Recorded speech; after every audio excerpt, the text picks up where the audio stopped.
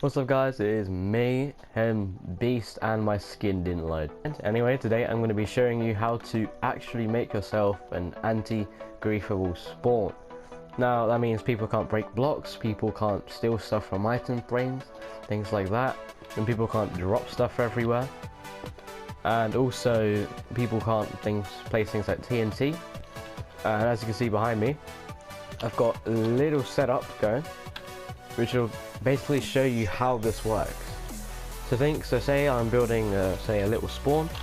I get some wood and I make the worst spawn imaginable. It's like this, and as you can see, every block I place copies over to here. Now this is not the actual spawn. This here on this color wall is the spawn. Now right now with this stage game, you cannot break any items and you can't place any blocks either. As you can see there, I'm literally trying to place as much as possible. I place them in between because it's not in the affected area, but as you can see, it works to stop people placing blocks within a certain radius. Now you can use this as basically protection for your spawn. You know, if you get say you had like a torch or something that was here, oh okay, never mind, sorry.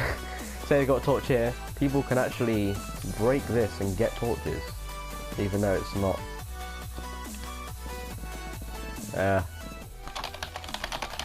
so place a torch there and yeah, tile drops us off. So basically people can just break the stuff. In survival they even get the wood as well, but just think about all of this stuff that's just going to break and drop a bunch of torches.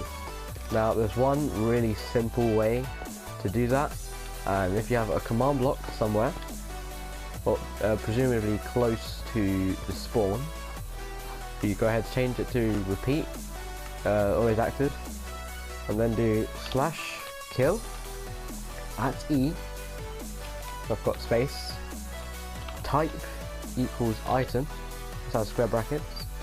Also add like a range of however big your spawn is. So from here to the other side of the spawn, I say it's about 5-6 blocks. So that depends on how big your spawn is. And if your spawn is too big, what will happen is you'd have to use multiple clone commands and clone different parts of it.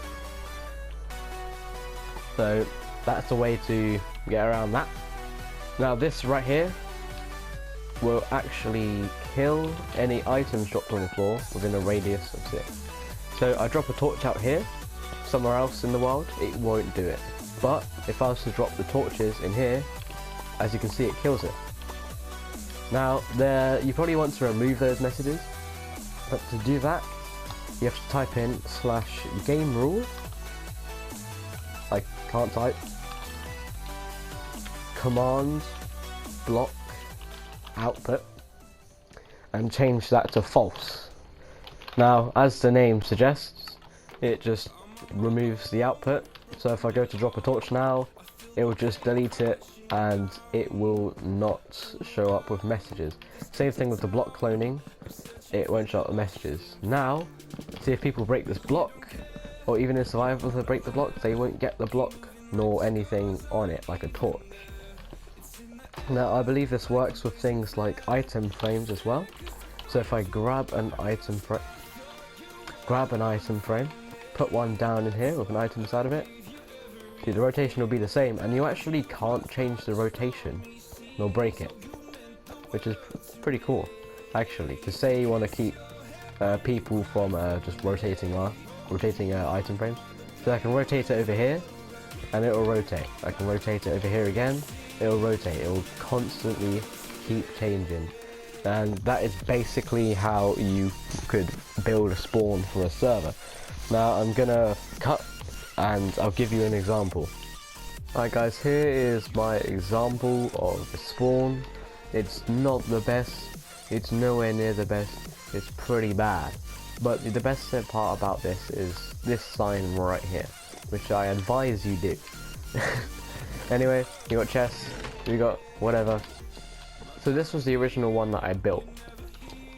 I cloned it up here, and then if you come in here, you see that all the stuff is the same, and you can continue. I can't speak.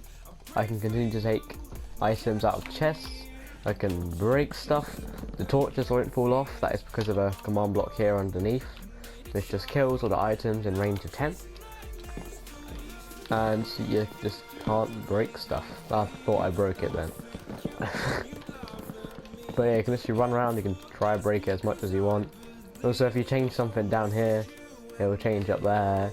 Vice versa, if I place it down here, it will change up there. And yeah. Another helpful tip to protect your server is a TNT detection system. Now, they can't place it inside a spawn, but if they place it just outside of spawn or anywhere else, then say there's like a structure over here that you want to also protect from, say, a TNT. If someone comes in, tries to blow stuff up basically, so if there's TNT all over here, they try and light it, nothing, it doesn't let them light it. That they can do that way. Anyway, that's beside the point. Anyway, I need to show you how to make the TNT detection system. So there's these 3 command blocks here. So start off with a chain command block. No, a chain, okay. Repeat command block, unconditional, always active, and put in /test for @e type equals TNT, as you can see on screen. Now in the next command block, you need to make it chain, conditional, always active, and inside of it needs to say /kill @e type equals TNT, so that kills the TNT after it's been found. And over here, it's just a server message. So you write server or anything you want up in here. So that's like the name. And then do /say. And then whatever message you want to say. Say, don't place TNT here, or TNT isn't allowed. Things like that. And also color code it to make it look more interesting. So even if I come down over here, I can't place TNT. So that's like server-wide stuff. Actually, I think if I go too far away, then that won't work because it's out of range. I'll have to check that. Yeah, so it still has a range limit. If nobody's in range of the command block, then it will still go off, but it's a large radius anyway, which is good. But now people can't blow up your 4 pieces of wood that nobody cares about. Subscribe or die.